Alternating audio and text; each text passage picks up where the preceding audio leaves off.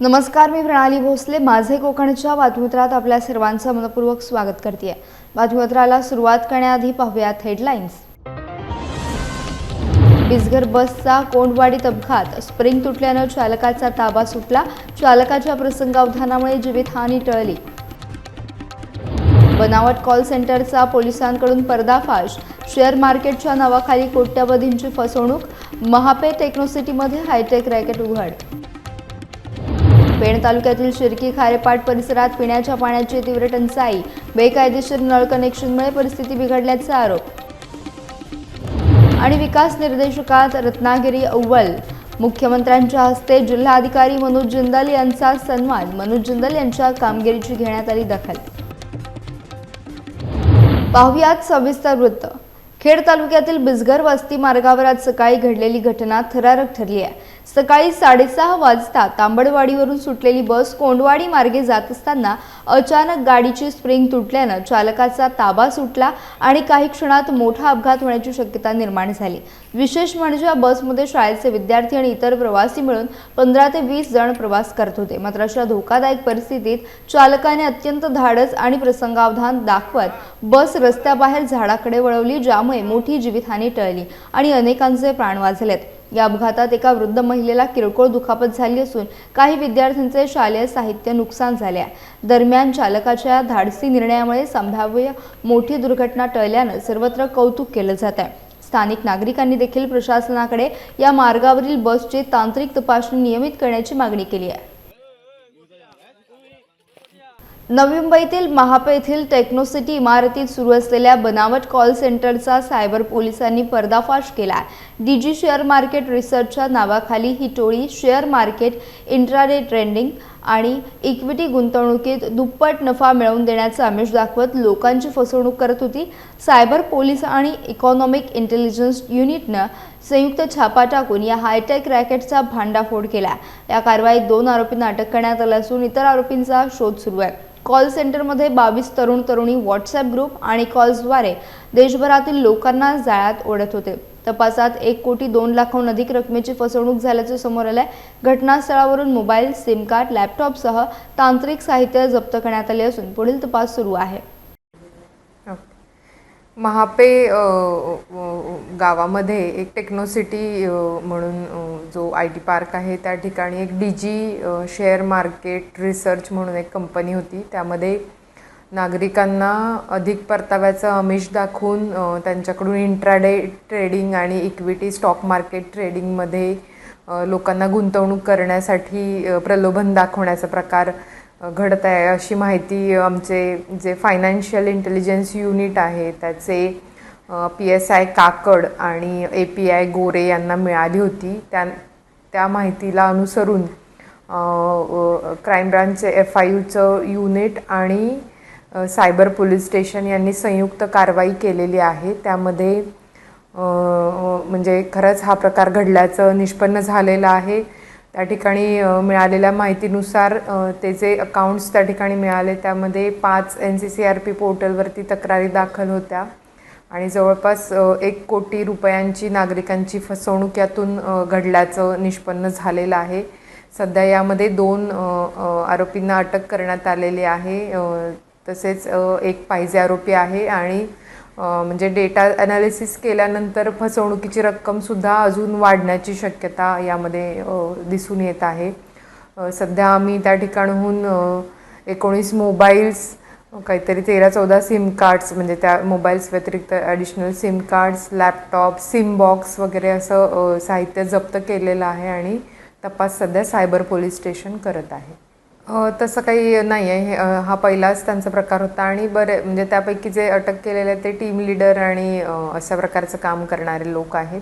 या व्यतिरिक्त इतर 18 जण एम्प्लॉई त्या ठिकाणी काम करत होते. त्यांच्याकडे सुद्धा आमचा तपास चालू आहे की नक्की कशा प्रकारे हे कामकाज चालतं त्याविषयी. ऑल इंडियातून NCCRP पोर्टलला 5 कंप्लेंट सध्या रिपोर्ट झालेल्या आहेत. तर त्यांनाही बोलवून किंवा इतर आपल्या नवी मुंबई पोलीस आयुक्तालय हद्दीतील काही तक्रारदार आहेत का याचा देखील आम्ही शोध घेत आहोत. आपल्या मार्फतीने मी सर्वांना आवाहन करेल की अशा प्रकारे कमी वेळामध्ये जास्त पैसे मिळवून देण्याचे जे शेअर मार्केटचे स्कॅम्स आहेत किंवा टिप्स देतात तर यावरती आपण काही विश्वास ठेवला नाही पाहिजे. जे सेबी रजिस्टर्ड लोक आहेत त्यांच्याकडूनच आपण जर अशा काही टिप्स हव्या असतील तर त्यांच्याकडून घेतल्या पाहिजे. पेण तालुक्यातील शिर्की खारेपाट परिसरात पिण्याच्या पाण्याच्या तीव्र टंचाईमुळे ग्रामस्थांनी 16 मार्च रोजी उपविभागीय अधिकारी कार्यालयासमोर लाक्षणिक उपोषण आंदोलन केले. अनेक वर्षांपासून सुरू असलेली ही समस्या अलीकडे अधिकच गंभीर झाली असून बेकायदेशीर नळ कनेक्शनमुळे परिस्थिती बिघडल्याचा आरोप ग्रामस्थांनी केला. पूर्वी 4 ते 5 दिवसांनी मिळणारे पाणी आता तब्बल 18 ते 20 दिवसांनी मिळत असल्यानं नागरिकांना मोठ्या हालअपेष्टा सहन कराव्या लागतात. महिलांना विशेषतः पाण्यासाठी त्रास सहन करावा लागत असल्याचे चित्र दिसत आहे. मुख्य जलवाहिनीवरील सर्व अनधिकृत कनेक्शन तात्काळ तोडून संबंधितांवर कारवाई करावी आणि 16 वाड्यांना नियमित पाणी पुरवठा करावा अशी मागणी करण्यात आली. दरम्यान प्रशासनाकडून याबाबत तातडीनं कारवाई करण्याचे आश्वासन देण्यात आले आहे. 15-20 दिवस झाले पाणी नाही. 6 महिन्या अगोदर पाणी येत होतं, तेव्हापासून एक टाकी भेटत होती. आता एक पण नाही. विलक्षण झाले तेव्हापासून एक पण टाकी भेटत नाही. त्यानंतर नाही 10 दिवसांनी यायचा, कधी कधी 7 दिवसांनी यायचा. ती पण एक टाकीच भेटत होते आम्हाला. तो पण नाही आता येत. तुम्ही कपडे साचून ठेवलेत तेव्हापासून. आज येईल उद्या येईल, पाणी वाट बघतो तेव्हा कपडे धुत. आता पण आम्ही तो साचूनच ठेवतो प्यायचा पाणी. ते पण आता संपत आलंय पाणी. काय करणार सांगा. लाल येतो, कधी कधी वास मारतो. वास मारतो नाही. कधी कधी कोलंबी पण येतो पाण्यामध्ये, जीवजंतू येतात. ज्या वेळेला आमच्याकडे शिर्कीचा इथं सागरवाडीमध्ये मीटिंग झाली होती 11/12/2025ला, त्यावेळेलासुद्धा आहे ना ग्रामसभेमध्ये ठराव मांडला होता आणि तसं पत्र आहे की पत्र ग्रामपंचायतनी 11/12/2025ला दोन्ही खात्यांना दिलं होतं. MGPला दिलं होतं आणि ग्रामीण पाणी पुरवठ्याला पत्र त्यांनी दिलं होतं. आणि 2 महिने होऊनसुद्धा जवळजवळ 2 ते 2.5 महिने होऊनसुद्धा त्यांनी काही त्याच्यावर कारवाई केल्या नसल्यामुळं आम्ही पुन्हा त्यांना पत्र 4/3/2026ला पत्र दिलं होतं. त्याच्यानंतर 5 तारखेला संयुक्तिक पाहणी झाली. MGP आणि पाणी पुरवठा. MGPचे जगताप साहेब होते आणि याचे देशमुख मॅडम होत्या. ती पाहणी केली शिर्कीचापर्यंत आणि आम्ही निदर्शनात त्यांच्या आणून दिलं की जे अनधिकृत जे कनेक्शन आहेत आणि तेव्हा जगताप साहेबांनी सुद्धा मांडलं की हे कनेक्शन मेन लाईनवर असता कामाच नाही. आणि ही गोष्ट मान्य केल्याच्या नंतर त्यांनी संयुक्तिक पाहणी म्हणजे ह्याची अलाइनमेंट काय आहे हे आम्ही चेक करू आणि नंतर आम्ही त्याच्यावर कारवाई करू असं ते उत्तर दिलं होतं.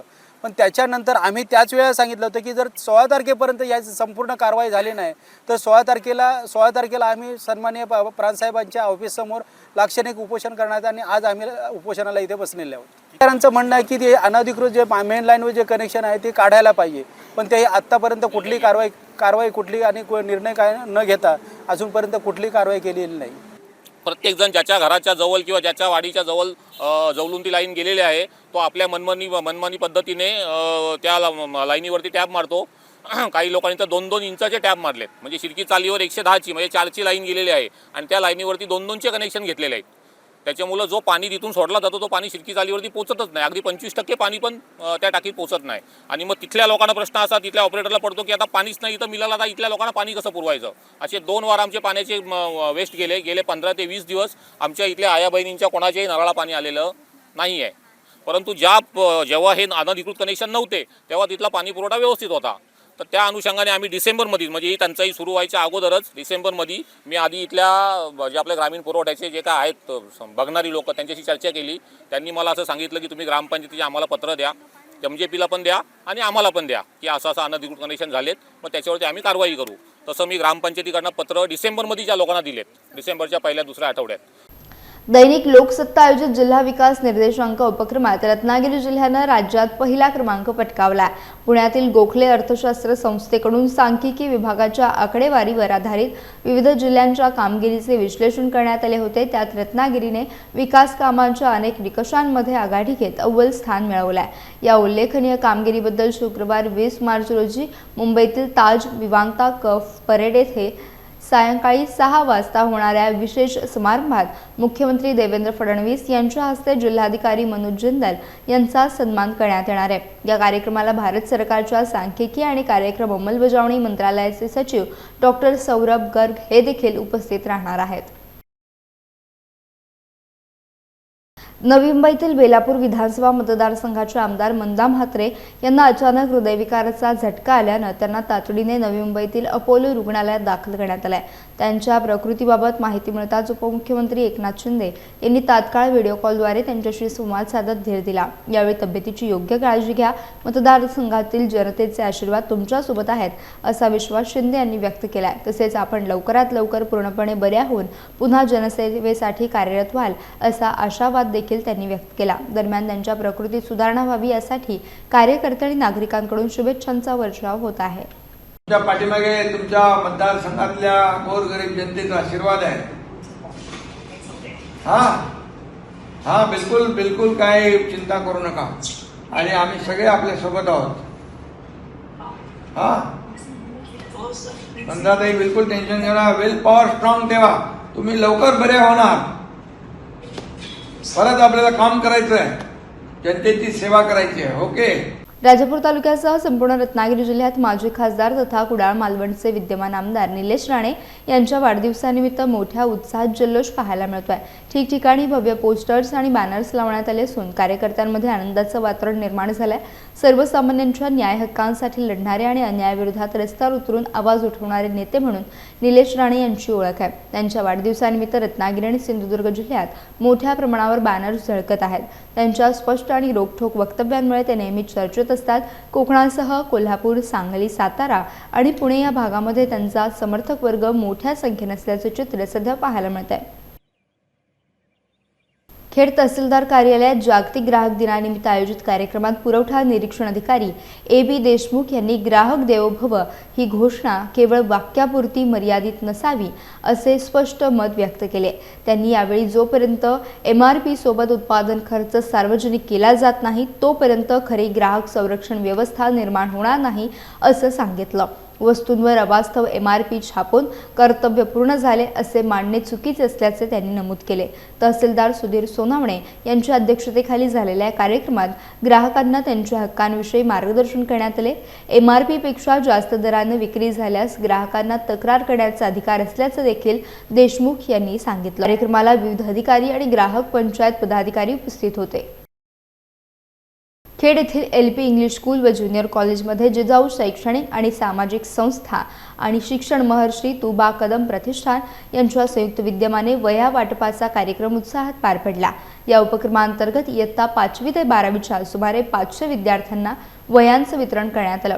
कार्यक्रमाच्या अध्यक्षस्थानी प्राचार्य बाळासाहेब भगत होते तर विविध मान्यवरांची उपस्थिती लाभली। यावेळी मान्यवरांनी विद्यार्थ्यांना शिक्षणाचं महत्त्व पटवून देत उज्ज्वल भविष्यासाठी मेहनत घेण्याचं आवाहन केलं। कोकणचा सर्वांगीण विकास या ध्येयातून संस्था विविध उपक्रम राबवत असल्याचं सांगण्यात आलं।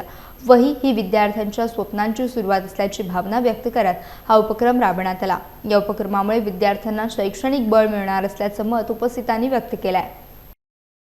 मागच्या महिन्यात 17 फेब्रुवारीला म्हणजे बरोबर 1 महिन्यापूर्वीच आपण या संस्थेची स्थापना केली।